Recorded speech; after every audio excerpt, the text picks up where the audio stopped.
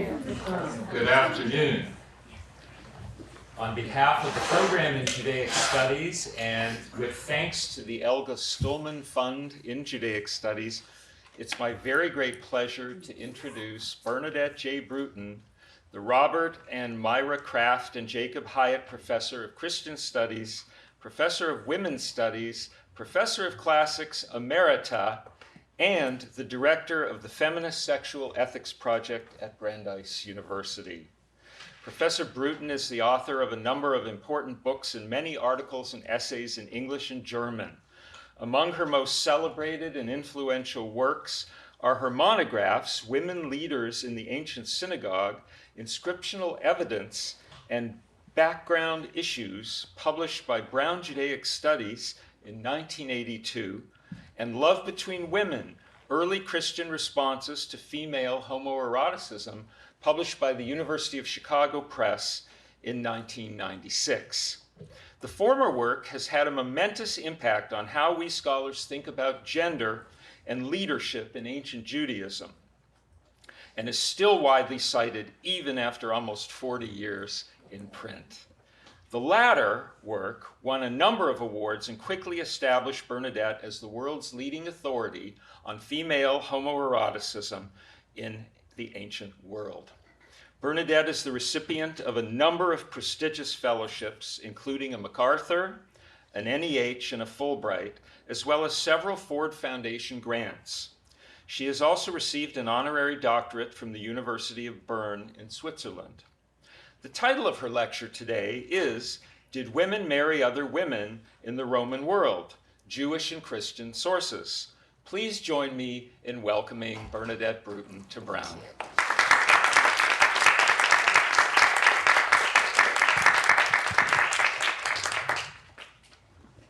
Has the mic been turned on? Yes. Yep. Okay. So I am very happy to be here. Thank you for the invitation, and I thank the foundation that provided the funding for this, and to you, Saul, for your lovely introduction. And I am happy to announce that the book Women Leaders in the Ancient Synagogue has been selected as one of the Brown Judaic Studies volumes that will be digitized and open to everybody. And I've written a new introduction to it, bringing it up to date. So it's all at Brown. It's all Brown. I'm always corresponding with Brown. Either it's about the book or it's about the lecture in one way or another. So I'm eager to speak with you today about this topic. Let's see here. Where is the clicker? Right there. Were there women who married other women in the Roman Empire? Could such marriages have been an Egyptian practice around the 2nd to the 4th centuries? Doesn't that seem highly unlikely? Didn't everyone, from the Roman government to the ancient rabbis, place such a strong emphasis on procreation that they could never have recognized such marriages under law? For myself, I believe marriage between women to be impossible when, years ago, I first encountered ancient texts in Greek and Hebrew that spoke of it. I thought these texts were polemical with no basis in reality. I thought they were meant to ridicule other people for behaving outrageously and in a depraved fashion. Today I ask, do the ancient texts on marriage between women fall into the category of historical evidence for women's lives, or instead of men's thinking and fantasizing about women? I will lay out for you 4 plausible interpretive options. First, they provide evidence for informal, long-term relationships, that is marriages, albeit not legally recognized. Or they point to marriages in which one of the partners has ambiguous genitalia.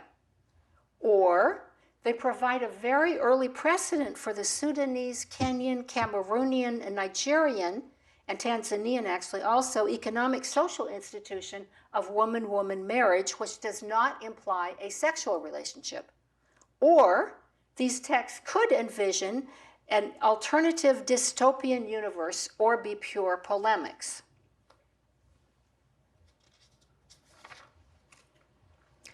Those of us who work to paint a historical picture of life in the ancient world are by necessity detectives. This applies even more to those of us working in women's history, which for the ancient Mediterranean I call prehistory, owing to the dearth of the sources. I have to live with the uncertainty of my hypotheses, for I can hardly prove anything. But the joy of detective work on very ancient and obscure lives outweighs my desire to prove something. Before proceeding to the sources, let me describe marriage in the early Roman Empire, which was, in short, a complete hodgepodge of customs and laws. Matrimony, Latin matrimonium, was reserved for Roman citizens, which the Roman state regulated. Enslaved persons were not allowed to marry, but could enter into an informal union called, in Latin, contubernium. People conquered by the Romans had many forms of marriage, including within each culture, which they did not necessarily register with any official. You didn't have to go to a notary public or anything to register a marriage, but you could. Marriage between women and men was not a uniform institution regulated by or even required to be registered with the state. So let us look now at the sources. Luxury confounds nature. Men passively play the role of women, and women behave like men in that women, contrary to nature, are given in marriage and marry other women. In Greek, gamoumenai to kai gamousai genikos. Thus writes Christian theologian Clement of Alexandria in the 2nd century. Clement focuses here on the proper gender roles of men and of women in the context. Men are supposed to behave differently from each other. Men and women are supposed to behave differently from each other. Men becoming passive during sex and women imitating men by playing the role of a groom or of a wife in a woman-woman marriage is, in his view, unnatural. Unnatural is the single most common word used to qualify sexual love between women in the Roman world, including by the Apostle Paul in his letter to the Romans 1:24-27. Notice that the verb to marry, so this is the verb to marry, and it occurs in two different forms. So this is the passive form, and this is the active form. Gamoumenai is the passive, gamousai is the active. So when we think of marriage, we don't think of one being active and the other being passive. They both marry each other, but they thought that a man married a woman and a woman was married, passively married. So here he's saying the women played both roles, that is, in a sense, the role of the groom and the role of the wife. So the natural state of things is for a man to marry and for the woman to be given in marriage or to be passively married. In Clement, for a woman to marry in the active is unnatural, and for a woman passively married to a woman is equally unnatural. In both cases, a woman would unnaturally assume agency.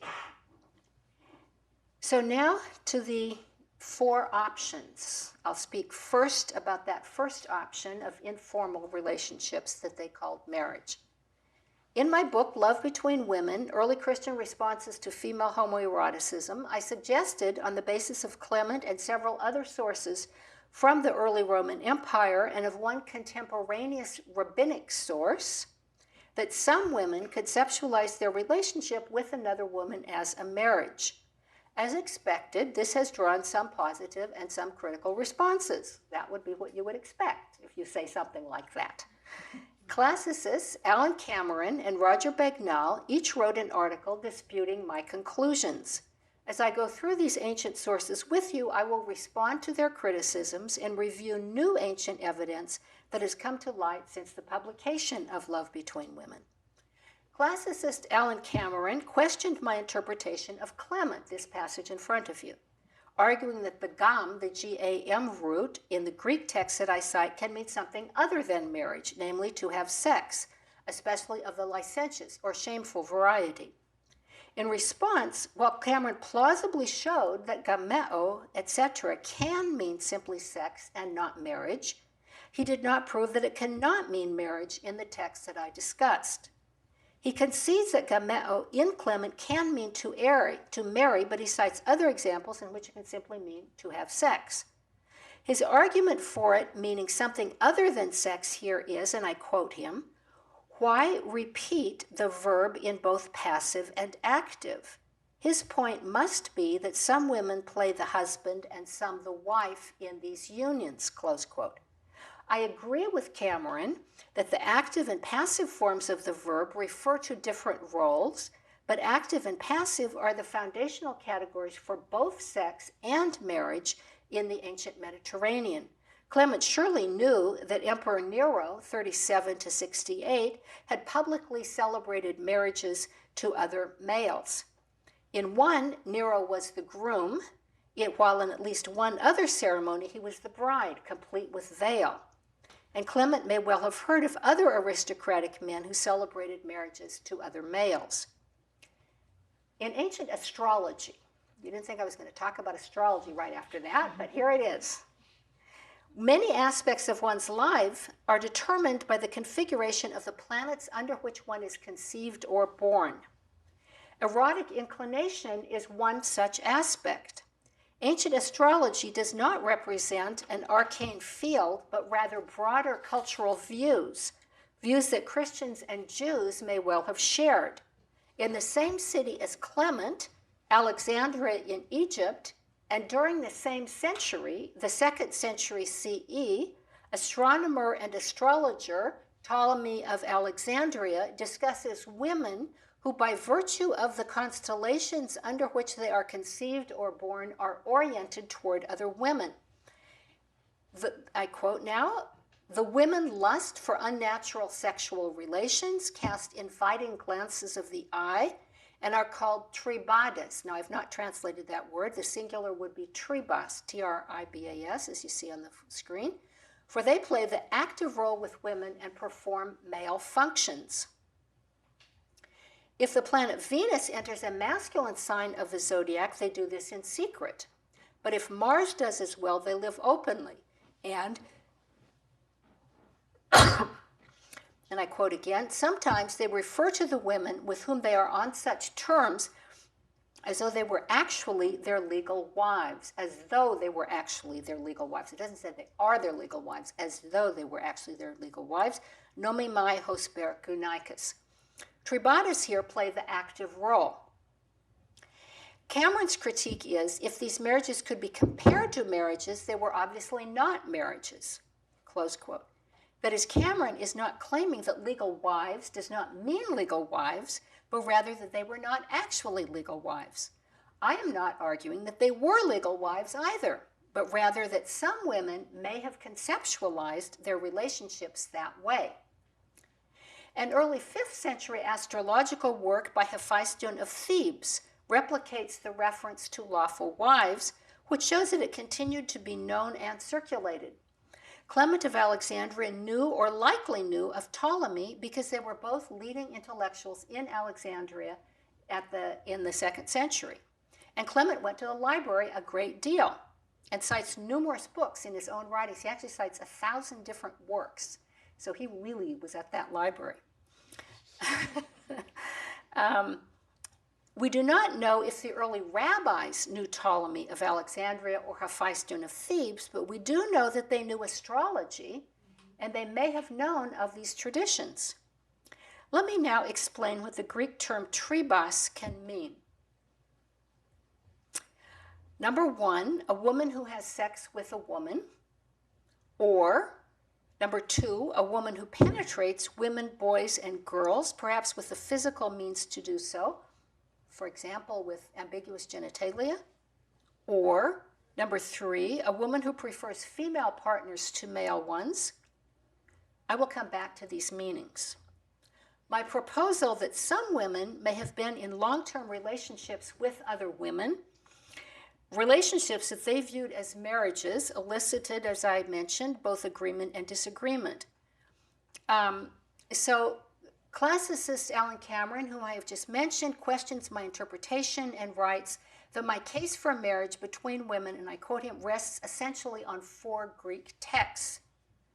close quote. That is Clement of Alexandria, Ptolemy of Alexandria, and two that I will discuss shortly. Cameron, however, simply ignores my discussion of an ancient rabbinic text known as the Sifra. And that is significant because the Hebrew verb nasa unambiguously means to marry and not to have sex. The Sifra is commenting on Leviticus 18:3, the same chapter that prohibits anal intercourse between males. So what does Leviticus 18:3 mean, asks the Sifra. Which laws shouldn't one follow? The Sifra comments.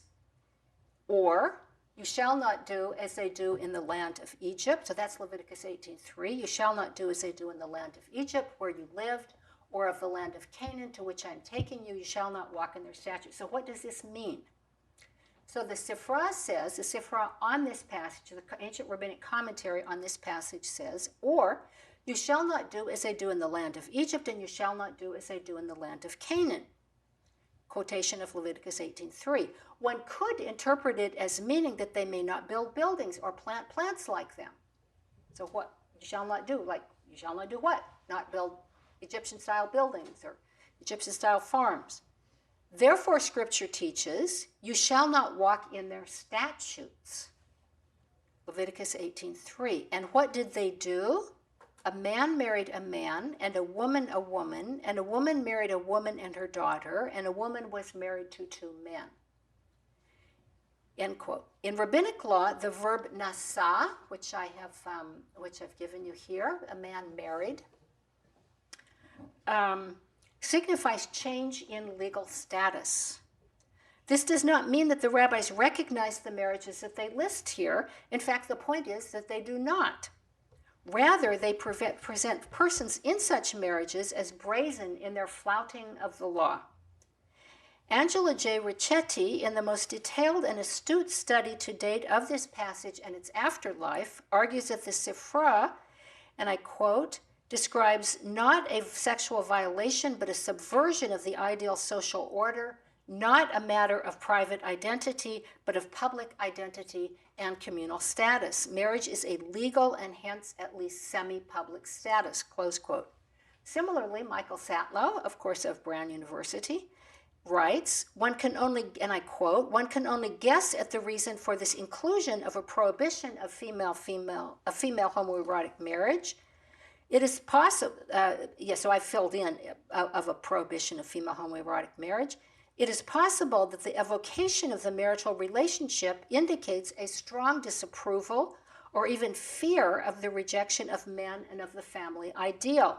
Alternatively, perhaps, this is a response to an actual social phenomenon.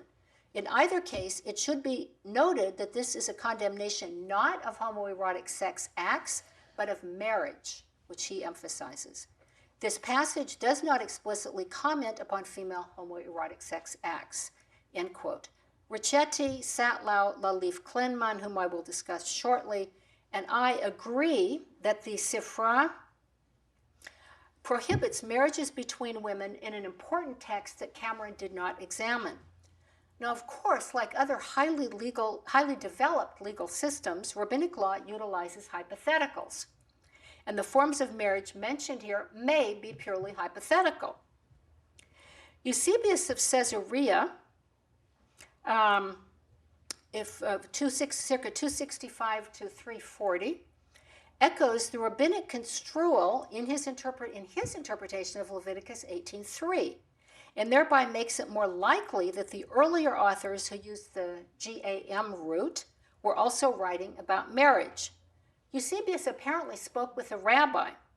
Caesarea in Roman Palestine was a rabbinic center at the time, so rabbis and early church writers lived in the same town. And they probably both spoke, the church fathers certainly spoke Greek, and the rabbis also spoke Greek who lived there.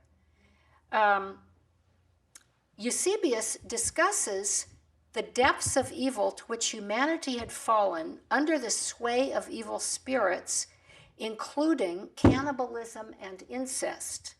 For this reason, God the Word, that is Christ, beamed forth rays of divine light, and I now begin quoting, For For God, that is the Logos himself, Eusebius sees Christ the Logos as the God legislating in Leviticus, says outright in legislating for the Hebrew people through Moses, you shall not follow the customs of the land of Egypt, where you lived, and you shall not follow the customs of the land of Canaan, where I am bringing you. And you shall not follow their laws. My judgments you shall observe, and my ordinances you shall keep. I am the Lord your God. So he's quoting Leviticus 18:3 and 4. Then he goes on, having prohibited every unlawful marriage, athemitos gamos, there's the G-A-M root again, and every shameful practice, asiemon praxis, that is unions, mixes, in the sense of sexual relations, of women with women and of males with males. Like the Sifra, Eusebius takes the customs of the land of Egypt, the customs of the land of Canaan, and their laws to refer to unlawful marriage. Eusebius's phrase, unions, that is sexual relations of women with women and of males with males, directly parallels the Sifra's a man married a man and a woman, Eusebius's, and I quote, unlawful marriage and every shameful practice and unions of women with women and of males with males overlap, end quote, overlap with one another. That is, unlawful marriage is a shameful practice that includes same-gender sexual relations. Because the Sifra was very likely composed before Eusebius lived in the 4th century, I have to assume that he or a Christian before him adopted this interpretation from the rabbis and not vice versa. Now, Iamblichus. Iamblichus, a 2nd century Syrian or possibly Babylonian novelist, wrote about the, quotes, wild and lawless amours, end quote, of Berenike, daughter of the king of Egypt, and Mesopotamia, with whom she had a sexual affair.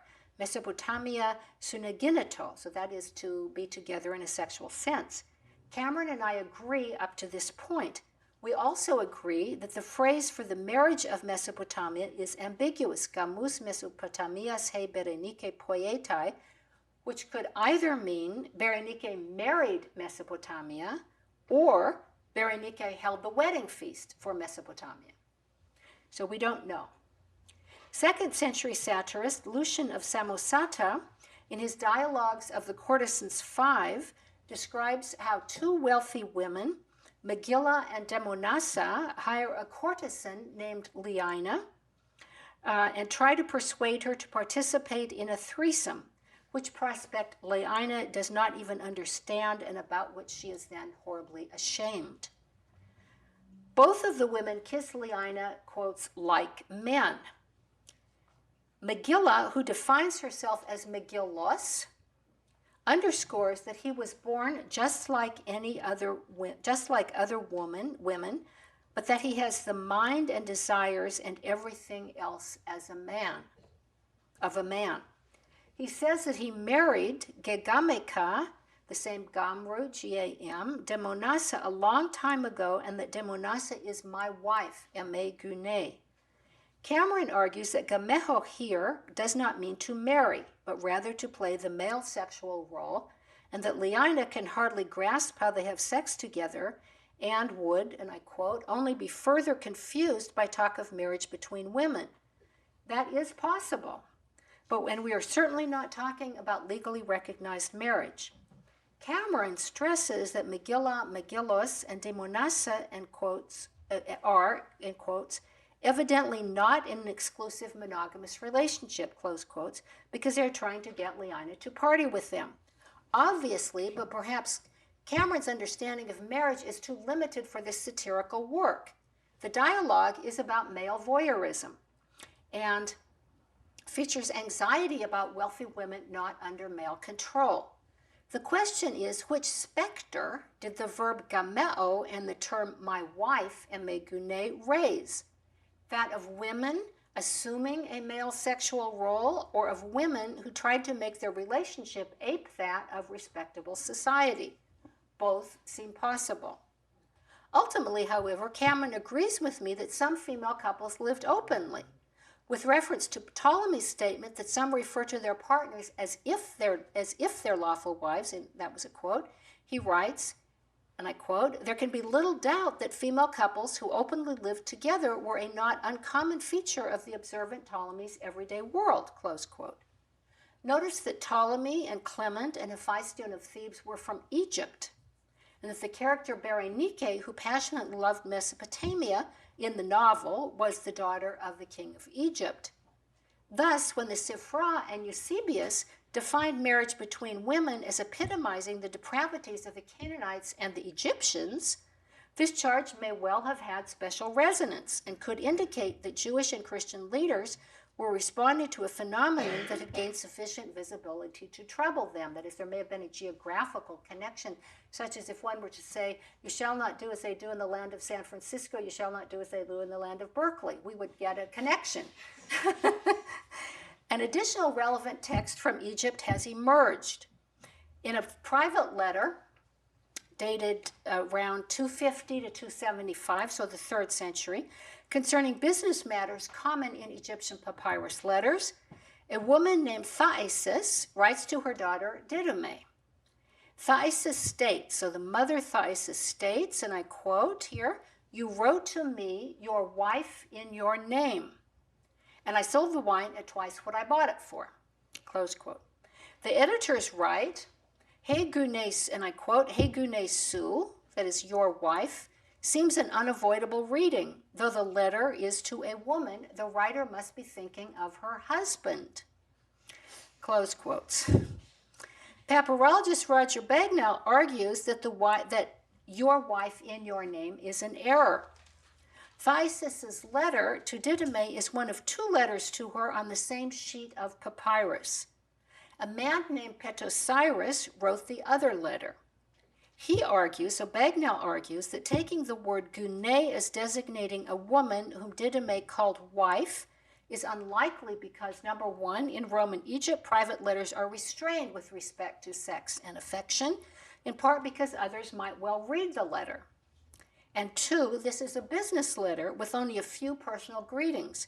Referring to behavior widely considered outside of respectability is unlikely. He poses, that is, Bagnall poses a question whether gune could mean something other than wife, but rejects that. Bagnall settles on the following solution. Paitous or Paitous, whoever was actually writing these 2 letters, they were written by one person, the handwriting is the same person, received a letter that Didyme had written in her husband's name, perhaps paired with a letter by herself, similar to the 2 letters addressed here to Didyme. It's a little hard to follow here.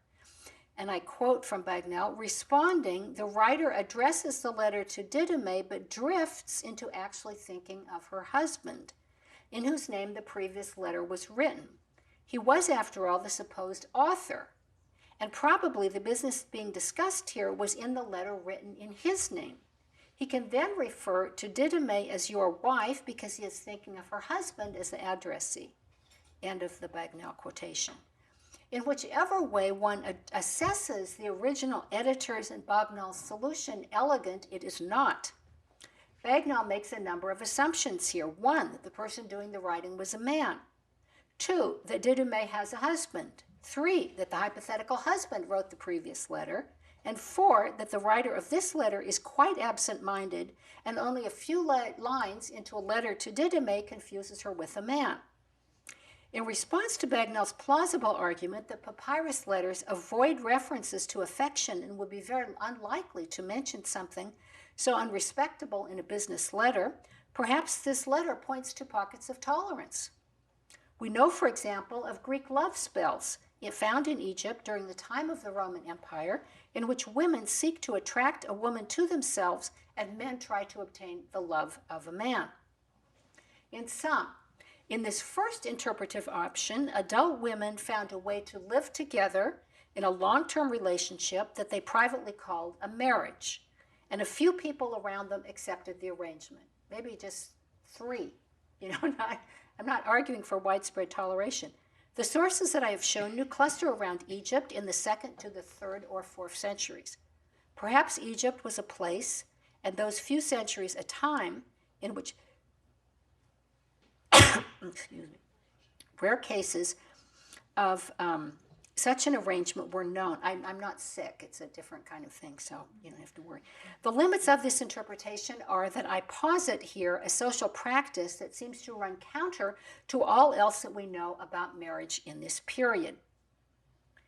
Well, let's look at a different matter. What might Paitous, Didyme, and the other Egyptian women written about in these sources have looked like? Could they have resembled these portraits? So these are mummy portraits. First, a word of caution. These are paintings and not photographs.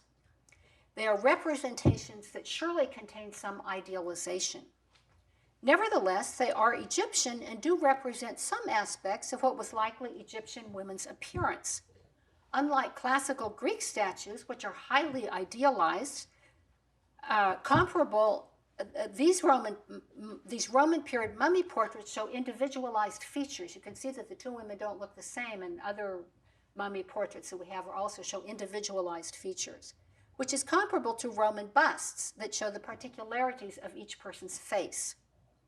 The painters represent these deceased women as prosperous and attractive with beautiful cosmetics and jewelry. Notice the extremely expensive pearls. There are multiple pearls there. Pearls were extremely expensive. I think we've got, there are pearls over here. Then you've got the gold necklace here. That's a very expensive gold necklace. I'm trying to decide, do you think it's Tiffany's or what jewelry store would that come from? It's a very expensive necklace. And then the ivory hairpin. We've got an ivory hairpin up here, so that's also a sign of wealth. And she has a beautiful necklace as well. And the dress, also these dark colored dresses. These purple color here. It could be have been dyed with a luxurious purple from the murex snail in Tyre, which is in what is today Lebanon. The ancient viewer would understand these women to be slaveholders, for slavery was the main means of acquiring wealth in the Roman world, including this expensive jewelry. Further, prosperous women might have enslaved hairdressers to style their hair in this elaborate fashion. They're braided and beautiful. Now, to be sure, these painters may have represented them as wealthier than they actually were, so that their relatives would be able to give particular honor to the deceased. Maybe they never had this jewelry. Maybe they just put it on the mummy portrait. All of this put together, however, makes it highly unlikely that women such as those memorialized here would have married other women. Heirs were needed for the orderly transition of wealth, and unless they already had offspring, they and their relatives would have been very unlikely to support alternative marriage arrangements. I wondered about the ethics of presenting the mummy portraits of these women in this lecture, because these particular women and their relatives would likely have been shocked and dismayed to be included in a discussion of woman-woman marriage. Let me be clear, I am not presenting these women as having potentially been in same-sex marriages, but I'm rather showing you their portraits so that you can imagine the physical appearance of the Egyptian women spoken of by Ptolemy of Alexandria, Clement of Alexandria, the Siphra, and Paitous. So now, interpretive possibility number 2. I would now like to interpret several of the texts very differently. Perhaps the so-called active partner had ambiguous genitalia, that is a means to penetrate his, her, or their passive female partner, or perhaps these male authors fantasized that she, he, they was physically able to penetrate a vagina. Ancient evidence to support this interpretation can be found first in the term tribas, which we looked at before, namely the second interpretive option here, a woman who penetrates another person. Now, Seneca the Elder, from the 1st century BCE to the 1st century CE, gives us the earliest known use of the term tribadus, which is the plural of tribus in Latin, with which he refers to both female partners, with the assumption that one, but not both of them, has some means of penetrating the other. This means that both the penetrator and the penetrated woman are tribatus. So, in other words, both are, not just the so-called masculine woman, which you will sometimes read in the literature today. Somewhat differently, so that was interpretive possibility there one. Somewhat differently in Martial, 1st century CE, a tribus named Philinus is hypermasculine and plays an active sexual role with both boys and girls in addition to performing cunnilingus on girls. In the 5th century, medical writer Caelius Aurelianus describes tribatus as women, quotes, who pursue love with both genders, but push to be with women more than with men, and chase after women with almost masculine jealousy, end quotes. Thus, the term tribus has different meanings, which is why I leave it untranslated. In Ptolemy of Alexandria, could it refer to a person with ambiguous genitalia? Let us look again at the text that we've already seen once. The women, I quote, the women lust for unnatural sexual relations, cast inviting glances of the eye, and are called tribatus, for they play the active role with women and perform male functions. And then under one constellation, they do these things in secret, but in another constellation, they sometimes refer to the woman with whom they are on such terms as though they were actually their legal wives. That's what I read before, nomimai bergunaikas.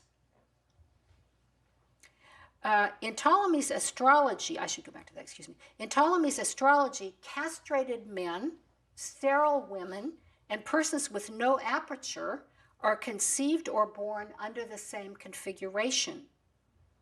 If Mars signifies masculinity is present, men who have lost their genitals, apokopoi, and tribatus are born. In the 4th century Latin astrological work of Firmicus Maternus, the term virago, which comes from the Latin masculine woman here, comes from the Latin word vir, meaning man, appears to replace tribatus, and viraginis, plural, quotes, who will never couple sexually with men, or if they do not conceive or give birth,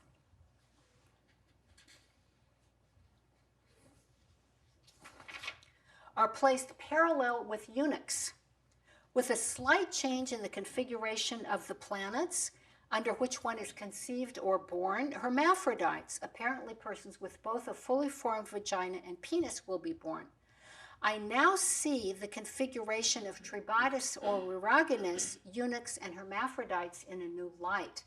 So this is something that I hadn't thought of at all at the time that I was writing Love Between Women, and the rise of transgender research and research on intersex has opened me to new ways of looking at these ancient texts. So could any of the texts on tribatus or viraginis be read as referring to persons with ambiguous genitalia designated as female at birth? These texts are deeply ideological in the language used to represent gender, but their authors also lived in a world in which ambiguous genitalia were more common than today, because surgery at birth would have been rare, unlike in many countries in the 21st century. The representation of tribatus and viraginis could have evoked images of beings who not only aggressively engaged in relations with the, quotes, wrong persons, but who also possessed a physical means of penetration. Ambiguous genitalia, or the perception thereof, could help to explain the clitoridectomies performed on adult women who display, quotes, turpitude, or, quotes, masculine desires that I discussed in Love Between Women. And on one Mustio's translation and adaptation of a midwife's handbook that circulated under the name of Serenus, 1st, 2nd century CE, gives a reason for a clitoridectomy performed on an adult woman. And I quote, "A large clitoris is a symptom of turpitude," that is immorality. In fact, they strive to have their own flesh stimulated just like men and to obtain sexual intercourse, as it were, end quote. A clitoridectomy could have been a means of making the unintelligible able to be read as female, of creating an ambiguous or less ambiguous femaleness.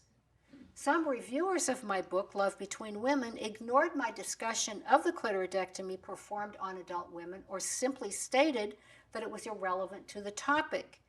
Whereas in the book, I argued that the clitoridectomy was relevant because some candidates for the clitoridectomy were represented as having masculine desires and the like. I now realize that ambiguous genitalia could have played a role. In the book, I sometimes spoke of the image of the penetrative tribus as a male fantasy, but perhaps physical genitalia were at play, which of course still leaves room for fantasy. Visualizing tribatus as persons with ambiguous genitalia could have relieved some of having to face up to female homoerotic desire in the absence of penetration. The case of a historical person named Pantous or Paitous raises similar questions. In an ancient Egyptian love spell, probably of the 2nd century CE, the scribe uses a female pronoun twice for Pantous or Paitous. The lead tablets spell the name in 2 different ways. So in one tablet it's Pantous and one tablet it's Paitous, whom Nike is trying to attract to herself. Am I in your way here? Okay. See, I'll move back a little bit. That'll be better. So this is the spell, Horion, son of Serapis, make and force, and then you have a drawing of a mummy, because they tried to get a dead person to force the love to be brought about. Make and force Nike, daughter of Apollonus. So they always say the name of the mother, not the father. To fall in love with Paitous, whom Temesios bore. Make Nike, daughter of Apollonus, fall in love with Pantous, whom Temesios bore for 5 months. Why the 5 months? You think they went longer than that, but they're maybe just doing what they can. The Egyptian prefix pa is, however, masculine, which could make the name masculine. Perhaps Paitous assumed a male name and viewed himself as a man. Could Paitous' use through their scribe of feminine pronouns for themselves mean that the person had a vagina but viewed themselves as a man? Or perhaps the person had ambiguous genitalia and their parents had named them Pantous or Paitous, but they went by female pronouns. Ancient rabbis of the 1st centuries of the Roman Empire in the Eastern Mediterranean discussed how to deal with a person with both female and male genitals, and androgynos, a loan word in Hebrew, from Greek androgynos, androgyne. In a legal system that distinguished sharply, that is the rabbinic legal system that distinguished sharply between female and male duties and privileges, these rabbis had to decide which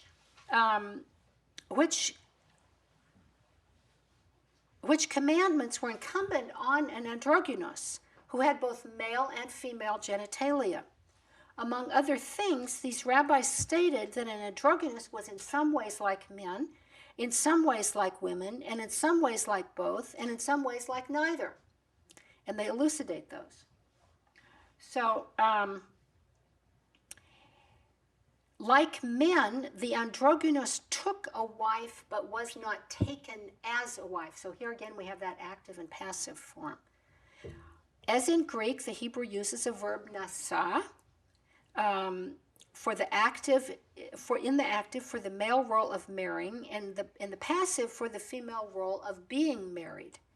If the rabbis were responding to a phenomenon of ambiguous genitalia, and if some persons considered a specific androgynous to be more female but with an ability to penetrate, that is someone like a tribus, then some persons may have viewed such a marriage as a woman-woman marriage.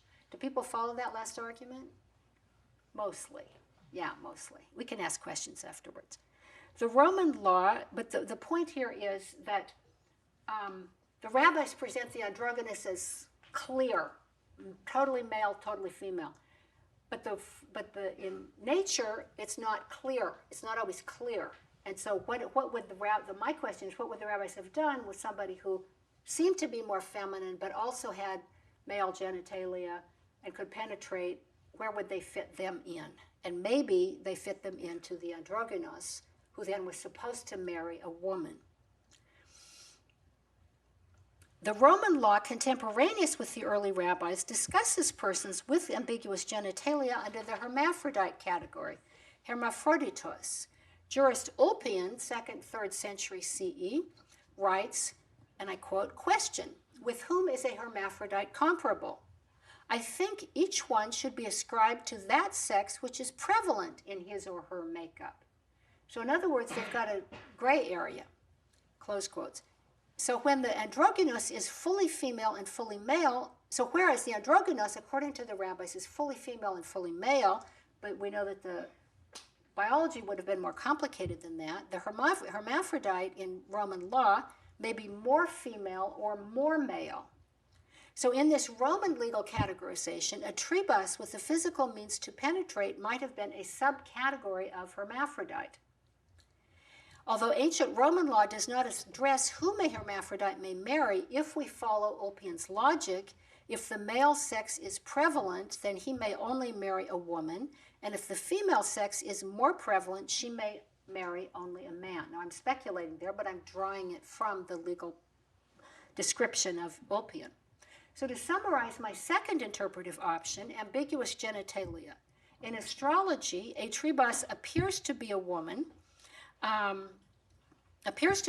with the physical means of penetrating a vagina, and she might designate her female partner as though she were her legal wife. Maybe Pantous Paitous was such a person, and we can read the discussions of marriages between women as referring to persons with ambiguous genitalia. There are limitations to this interpretation.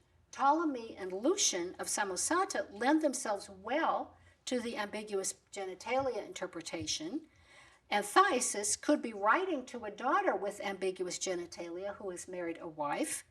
Clement, the Siphra, and Eusebius, however, speak of women marrying women without any indication of ambiguous genitalia. So now the third possibility. Yes. Okay, that was before. Sorry. Oh, yeah. Let's see. I'm just going to go back and leave that up. So rabbinic scholar Laliv Klenman persuasively reads the early rabbinic Siphra text. Oh, sorry, wait a minute.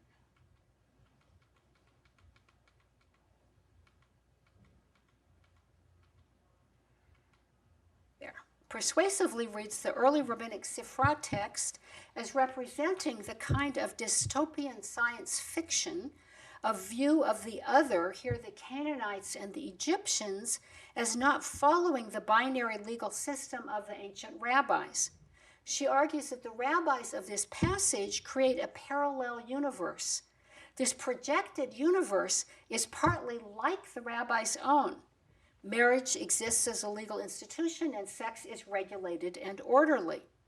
And yet it is simultaneously wholly other, a universe in which women are legal agents and able to marry in a way that renders men subservient or irrelevant, such as by marrying two men or marrying another woman. In imagining marriages between women, Klenman notes, these rabbis are acknowledging the substance and the seriousness of sexual contact and relationships between women, which contrasts with two brief descriptions in the Babylonian Talmud in which the majority of the rabbis decide that sexual contact between women is not real sex, but rather only immodesty.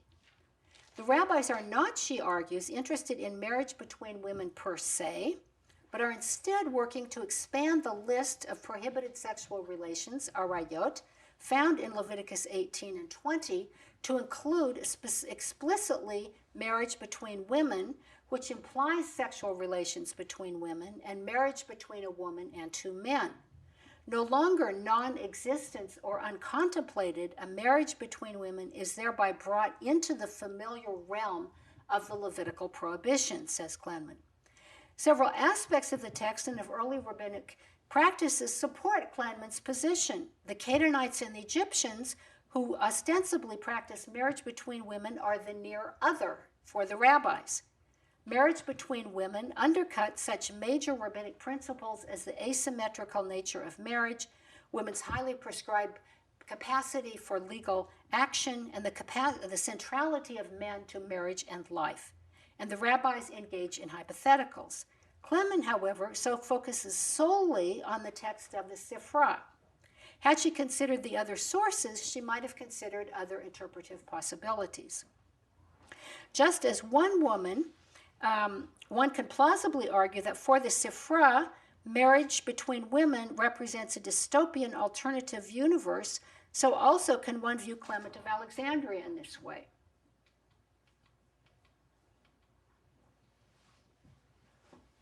In this way, the context of the Clement passage on woman-woman marriage is a vociferous attack on males who dress like women and pluck out their hair and shave their beards.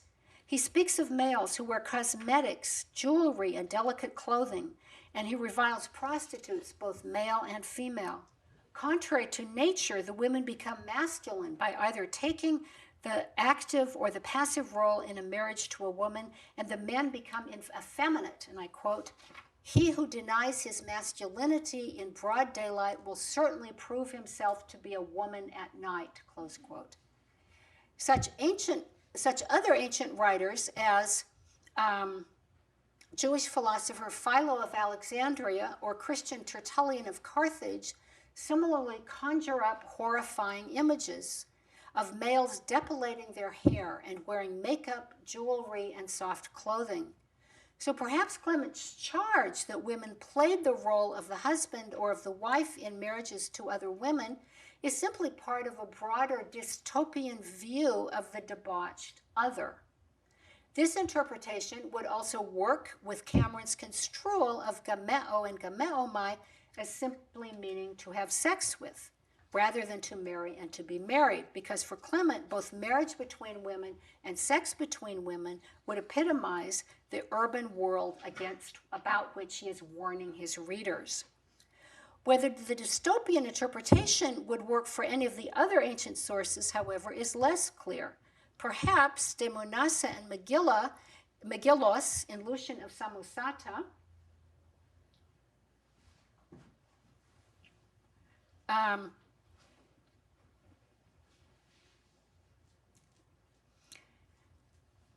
could be seen in this way, as could Eusebius's interpretation of Leviticus, which I had on the screen. In contrast, Ptolemy of Alexandria's astrology is about the world as his readers know it, and not about a world that is profoundly disordered. The papyrus letter from the mother to her daughter is far too mundane to be part of a dystopia. This third interpretation has at least two advantages. It takes full account of the shocking force of marriages between women, and it leaves the social picture as it is. Men married women, and women were given in marriage to men, and persons with ambiguous genitalia were rare in discussions of marriage. The limitations are that it may foreclose the possibility of a more heterogeneous Roman period Egypt than we have imagined previously, and that the polemical representations of urban life may be based on social practices. For example, the image of males plucking out their hair and wearing delicate clothing is quite plausible historically. Marriage between women or between a person with ambiguous genitalia and a woman with unambiguous genitalia while vigorously opposed, may have been social practices.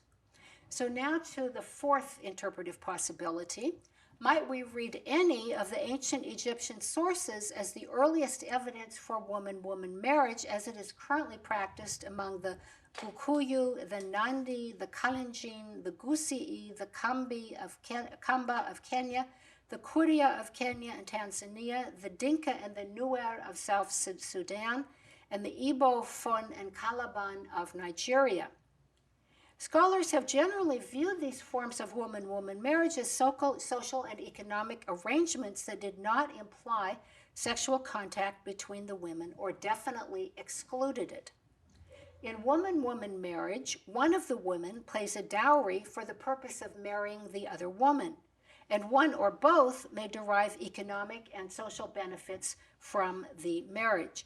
For example, the woman for whom the dowry was paid may bear a child for the other woman as a surrogate, as it were, thereby enabling the passing on of property.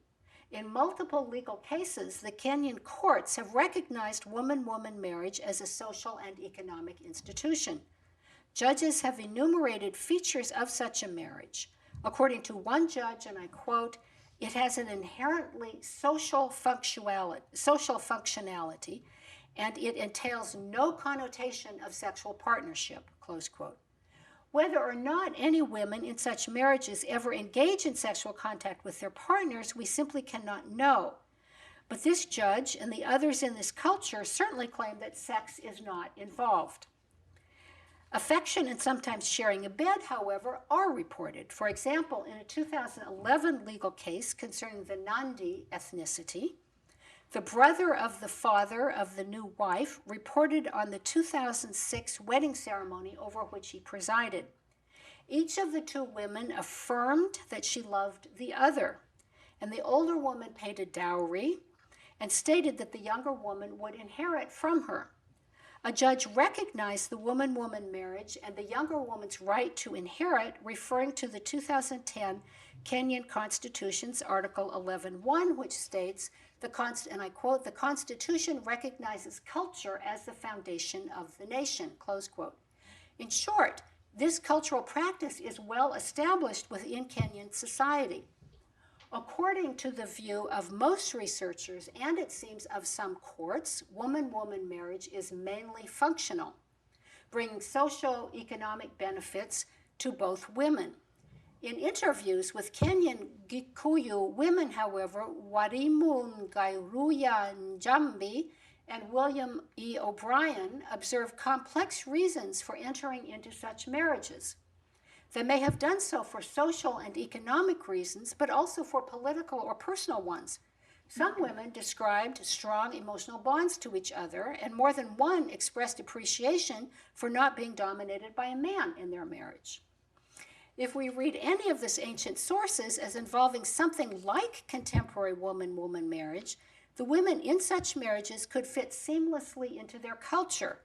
So thinking back now to Paitous' daughter's wife in the papyrus letter, if that were to be a woman-woman marriage in any way resembling the contemporary ones, the wife and the daughter could be benefiting from a socio-economic arrangement that was simultaneously affectionate. This solution would address Roger Bagnall's point that papyrus letters, which could be intercepted and read by others while en route, do not address personal, intimate relationships.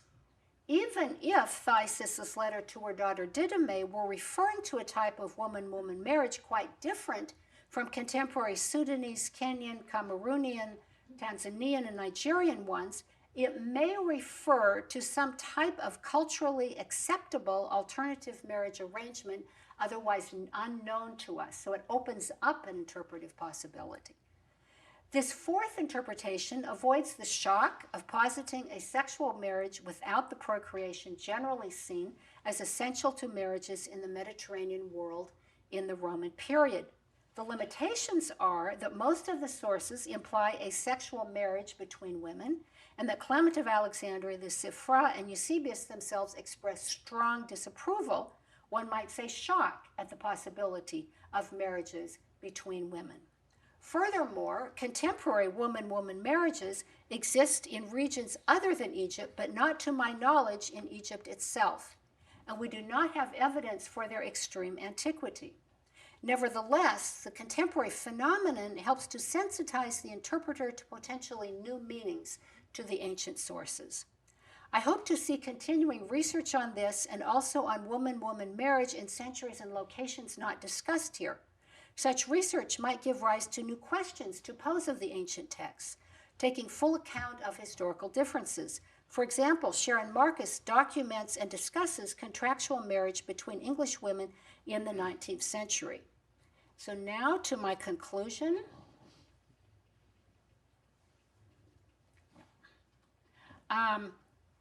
So in closing, I will summarize each of these interpretations and leave it to you to decide. First, these texts could concern long-term extra-legal relationships called marriage by the women. The strength of this interpretation is that it's the most straightforward interpretation of the verb to marry and the noun wife. Further, the existence of long-term relationships is plausible in the cultures under question. The limitation is that no known extant writer presents this as a normal understanding of marriage. Secondly, these texts can be read as discussing marriages in which one partner has ambiguous genitalia. This construal lends itself well to Marshall's depiction of the tribus felinus, Ptolemy's depiction of tribatus, Firmicus Maternus's discussion of the virago, and the medical text on selective clitoridectomy performed on adult women. These texts, however, on women marrying women do not ever make the question of ambiguous genitalia explicit, although Ptolemy's tribus may have ambiguous genitalia. And thirdly, these texts could be the earliest evidence for the contemporary economic social custom of woman-woman marriage in Africa. We do not know the precise age of contemporary woman-woman marriage, but it may be very old. Paitous' letter to Didyme could refer to this or a comparable custom. The limitation of this interpretation is that Clement, Lucian, Iamblichus, and Eusebius all speak of sex. And finally, they could be pure polemics. So they could be representing an alternative dystopian universe or simply be pure polemics. This interpretation is plausible for both the Sifra and for Clement. Paitous' letter and astrologer Ptolemy are, however, very concrete and close to social practice. While the alternative dystopian universe explanation does provide a reason for why these authors write of woman-woman marriage, dismissing the text as polemical closes off that question. So in sum, each of these four interpretations is plausible and each is limited. As I have shown, one or the other of these interpretations is more suited to a specific text or texts within this set of passages on marriage between women. I hope that the four interpretations that I have delineated will encourage others, perhaps persons in this room, to explore each of these or to develop additional ways of viewing one or more of these texts. Thank you for your attention.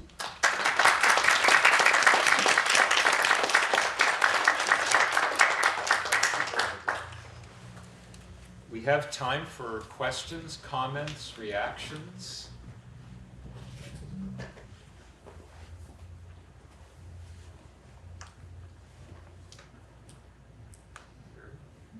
Larry. Going back to the Sifra quotation, I can imagine that could be a dystopian view, Yes. but it also looks absolutely like rabbinic case law, where you have case 1, 2, 3, 4. Yeah. I just recently somewhere saw a very similar one. If a man divorces a woman and then remarries her, that's a forbidden marriage Yes. category. That's right. That's And right. Starting if with that, Deuteronomy that's right. 24, yeah. If that were sneaked in there, you would hardly notice the difference. Yes. It looks like typical list of examples, where you have a number of different categories, Right.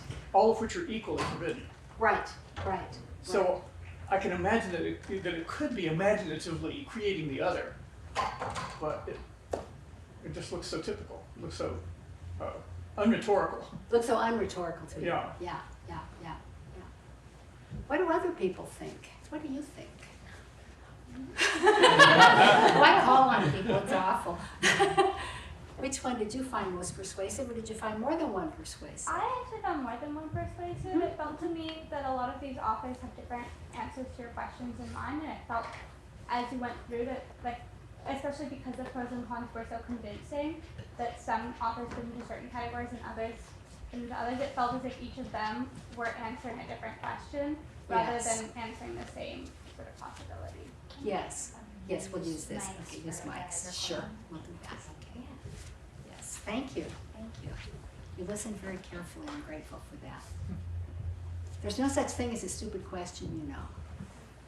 Does everybody know that here?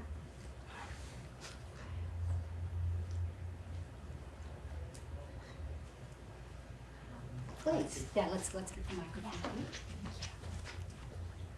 I know when we were talking about the possibility of this relating to ambiguous genitalia, I was also thinking about I've heard some stuff about other genders beyond male, female, androgynous in Jewish texts, and I was wondering if you skip those for time, or if there's anything, or if there's just nothing interesting there. Oh, it's very interesting, yes. So, so rabbinic sources essentially have 6 genders.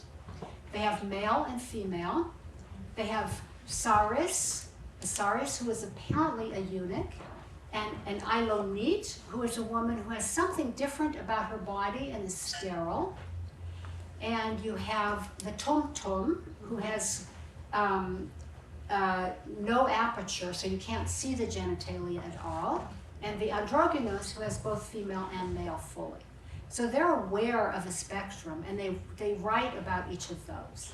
Yeah, so I do think they're relevant. Now the rabbinic categories, there's also, I should say, in the Hippocratic corpus, there is also a set of 6 genders, and the androgynous is one of them. But they are different. They are based on behavior, like the mannish woman and the effeminate man, whereas the rabbinic genders are based on genitalia and the physicality, like the Saris doesn't develop 2 pubic hairs, which is the rabbinic definition of a girl becoming a woman. And so, this spectrum of gender is certainly something that's known in the ancient world, and I wonder where the rabbis, looking at these, say, astrological texts, and I'm assuming that the astrological texts are not just that the astrologers made up these things, because they go around and observe and they have to speak to people, and so I'm thinking more that they are reflecting some aspects of the societal discourse about gender. And so they have as I mentioned, the hermaphrodite and the eunuch and the tribas, and then they have a kind of sterile woman in one of the texts, and so that could be like the Ilonit of the rabbis. So I'm wondering, when they got together, I mean, the rabbis were not following astrology, but they were aware of it, and there is a text called Sefer Hadazim that is about astrology. And there are synagogues in Israel that have the signs of the zodiac right in the middle of the synagogue floor. Okay, so they're close to it. And what would, in other words, what would a Jewish rabbi do with a Jewish tribas? Like, how would they fit? In other words, if they take a conceptualization that's not precisely their conceptualization, but another one, where would they fit the tribas in? So I think their question is right on. Yeah, and it's another area that I'm working on, actually. It's bringing the rabbinic sources into discussion with these other sources from the Roman period that discuss a range of genders. Yes, please, Susan. First, thank you so much for this very rich lecture. I would like to ask you to bridge over into the kind of gender fluid rhetoric we see in literary texts of the same time. So as you've just cited the medical texts on a mannish woman or an effeminate man. Right. But as you well know, right. For example, in our martyr texts, yes, like Thecla or Perpetua, yes. here to be the manly woman or the female man of God in early monastic texts is a praiseworthy rhetoric. Yes. In contrast to these medical texts or your more dystopian reading, which I think you're right in, certainly in the satirical text. But how are we going to bridge into the more positive use of that kind of gendered imagery in the literary text? That's really a fascinating question, yes. So you have what Professor Harvey is referring to is, so for example, in the martyrdom of Perpetua and Felicitas, Perpetua dreams of herself as being a man. And so it's a powerful image of her being courageous and able to face the arena and the things that are going to happen to her in the arena. And Thecla, another early Christian figure in the Acts of Paul and Thecla, which are There are Acts of the Apostles in the New Testament, then there are individual Acts of Apostles, the Acts of Paul, the Acts of Thomas, the Acts of Andrew, and so forth. So in the Acts of Paul, there's a figure called Thecla, and she becomes transfixed by Paul, which has a kind of erotic tone to it. The word used for transfix, she's sitting at her window of her house, which is a very wealthy home, and she hears Paul speaking, and she becomes transfixed. And the Greek term for that relates to Greek terms for being under a spell, a magical thing. So she becomes transfixed. Anyway, she wants to follow Paul. She leaves Paul. She has many adventures along the way. And finally, she dresses like a man, which means she pulls up her cloak. She wants to cut her hair short, but like her hair is too pretty, really. And so, but she really wants to cut her hair short. So she wants to behave and look like a man, which would also be good for her safety traveling around. Although what is often overlooked is she brings an enslaved retinue with her. She's not alone. She has enslaved men and women coming with her. She's an upper class woman. Like, somebody has to carry the baggage. But she does hitch up her garment to be like a male garment, and there it's seen as very positive, and it ends with having enlightened many with the word of God, she slept a noble sleep. So it's a very positive image of her. And then there are other things, of course, the cross-dressing that occurs in monastic communities. So sometimes a woman might dress like a man in a monastic community, and her fellow male monastics didn't know it until she died. So it's kind of hard for us to imagine that, but you know, that is the way it's represented in the literature. Are those the kinds of things you're thinking of, Susan? But also as praiseworthy, rather. As praiseworthy, rather, exactly, as praiseworthy, yeah. So there's ambiguity there. Do you think that reflects on the more literal you're trying to come up with concrete evidence here. I see. So you're saying that because otherwise in early Christianity there are important places where a woman is seen as masculine in some way, and that's very praiseworthy. It signifies courage and endurance and athletic prowess and so forth. And so maybe that would support the social practice interpretation of these texts. It's a very interesting question. That's a very interesting take on it that I hadn't thought of. Thank you.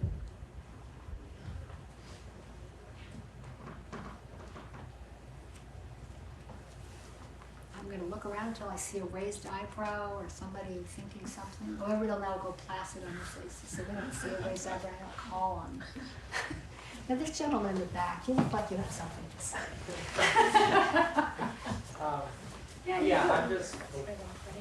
I'm interested in how certain people of ambiguous genders at that time would identify themselves under those certain terms, or society would have placed those. Like, would someone go around and say, oh, I'm androgynous, like that's what I identify as, and then society would be like, okay, that is you? Or would society place those labels on that person first for that to go on? You know, we don't have, at least to my knowledge, we do not have evidence of persons doing that. There may be, because we keep discovering, and maybe if I looked through more literature I would find some, but I certainly haven't found any of a tribus saying that she or they was a tribus. It's a negative slur used against certain persons. Yeah, and so I don't know about the androgynous, in the rabbinic androgynous. Maybe in the rabbinic androgynous you would, because for one thing, the rabbinic androgynous is, the rabbis there are lots of very interesting literature on this subject right now, on the androgynous. Charlotte von Robert, a Talmudist at Stanford, and Max Strassfeld, a Talmudist, have written on these subjects, and they argue differently about the meanings, but one interpretation is that when the rabbis are talking about the androgynous, what they're trying to do is they're trying to make their legal system fit. They don't want to have a legal system where where somebody doesn't fit. It has to be a universal legal system that can accommodate everyone. And so they fit the androgynous in by saying, okay, in these ways you're like a woman and you follow these commandments. In these ways you're like a man and you follow these commandments. and so forth. And there is one thing that's very sad about their interpretation. On the one hand, I should say, the androgynous and the tumtum are accepted as beings. They're accepted as, they're not driven out of the community. They're not reviled. They're supposed to be fit in. But there's a very sad aspect, which is the androgynous is like a male in that he may not be alone with women, and the androgynous is like a female in that she may not be alone with men. So it prescribes a solitary existence, because either one could be physically attracted and so forth, and so there could be problems. But they do try to fit. They try to fit the androgynous. And whereas the Hippocratic corpus about behavior is more, it's more directly judgmental, like the mannish woman and the effeminate man. Like, this is something you're definitely not supposed to be, but there are such persons out there. Yeah, thank you. Great, got a question over here. So you interwove into your discussion questions of slaves I and did. low status individuals. And so I was wondering what the picture looks like with kind of, with same-sex concubinium. Because Romans are quite happy to talk about slaves as being married and talk about slaves' wives and that sort of thing. Yes, yes, yes. And Romans are also at the same time kind of aware, or they think of themselves as being susceptible to being enslaved. And Yes. they think of slaves as being susceptible to maybe being freed. Yes. So the evidence is likely to be pretty sparse on this. Yes. But is there any sense in which Romans project citizen values of marriage onto slaves, or do they other them and make them like the kind of the Sifra makes the Egyptians as having these kind of weird marriage customs that need to be avoided? Yes. This is an excellent question. The Roman jurists who write about contubernium sometimes slip into saying spouse. So in other words, even though it's not husband or wife, they sometimes do that. So that at one level they recognize the marriages, and at another level they don't, because you don't have inheritance, you don't have any rights over your children, you can't pass, you don't have inheritance, you can't pass on property. Your own property actually still is under the control of the patron. And you have duties to the patron, who is your former slave mistress or slave master. So in some ways it's like an emotional attachment, but doesn't have any legal consequences. The question of same-sex contubernia, that's a very interesting question. There may well have been. The one thing, there are two hesitations that I have about positing it as very wide. I mean, none of this is widespread. We're talking about tiny numbers of people anyway. But a woman was supposed to give birth. An enslaved woman was supposed to give birth. And the point at which an enslaved female had the highest price in relation to males was during her childbearing years. So she was valuable as a piece of property to be sold and to bear children. So I think that the owners would have only tolerated anything that they saw between women if the woman was also having sex with a man. That's my suspicion, because it was very important to them to gain property in that way. There's a dispute about whether the Romans engaged in slave breeding or whether they simply encouraged enslaved persons to have children. And one can argue that either way. It wasn't like, we don't find anything exactly like what you have in US slavery.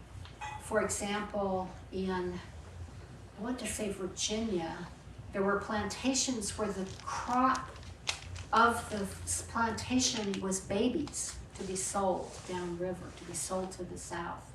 So they focused on that as the product. And I don't find that in Roman society. I don't find that level of conscious breeding. Let's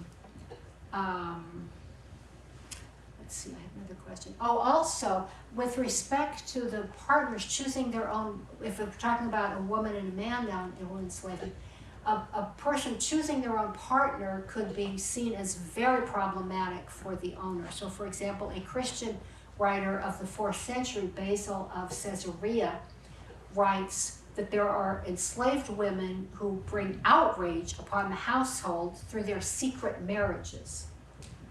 Well, what does that mean? I mean, apparently they chose their own partner.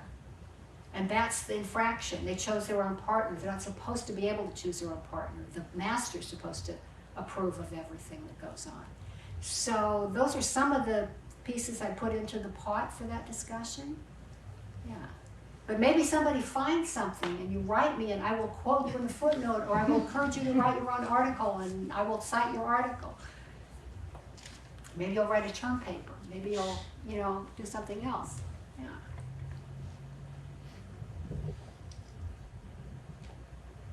You look like you might have a question. Oh no! You'll remember this is the horrid day when the speaker called on people. But look, you've got questions, yeah. I don't have a question. You don't have a question? Okay. Do you have a comment? Thank you. Okay, thank you. That's fine too. That's fine. Yeah. Yeah, so. I very much enjoyed the, as Susan referred to it, rich presentation. My comment is about, what we fear, our nightmares. In other words, what makes up a dystopian vision. Yeah. And it's interesting that the ones that I'm most familiar with from Mesopotamia or from the Hebrew Bible don't include the kind of thing you see in Romans 1 or the kind of thing you see in some of the texts that you were presenting. They talk about, son raises his hand against his father, daughter disrespects her mother, corpses pile up in the street. So the dystopian vision is typically a reversal of all norms. But there's nothing that I can think of. There's nothing like man goes off with another man, or woman with another woman, like in Romans 1. Yes. So it's more of a comment and a comparison than a question. Yeah. And it raises for me just, thinking about, their nightmares versus this other group's nightmares, and why are same-sex couplings in some people's nightmares but not in other people's nightmares. That's right. And that's fascinating to me. It is fascinating. And some people's nightmares today, they're very prominent in the country as a whole. It's a very prominent nightmare today. Yeah. Whereas for other people, it's not a nightmare at all. That's right. In fact, the people for whom it is a nightmare are the nightmare for other people. Right. To be quite blunt about it. Right. So, and vice versa. Yes, that's right. That's right. Yeah. That's right. That's fascinating. It points to the relativity of the things we fear. Yes. Yeah. Yes. Some of this nightmarish quality comes out in early Christian apocalypses, in which the women are a woman who married a woman is running in a river of fire. So some of the women who coupled with women, or hurling herself off of a cliff and then having to go up again and hurl herself off again. So that's. Is that an afterlife punishment vision? Yeah, an afterlife punishment vision. So you often see that in these visions of afterlife punishment. Yeah. Thank you. That's very interesting. Why it is. Is it that it was unheard of? Is it that it was accepted and just not even seen as that big of a thing? Yeah, these are the questions it raises by its absence. Yeah, exactly. Yeah. Well, I would like to take this opportunity to thank you very much. Thank you.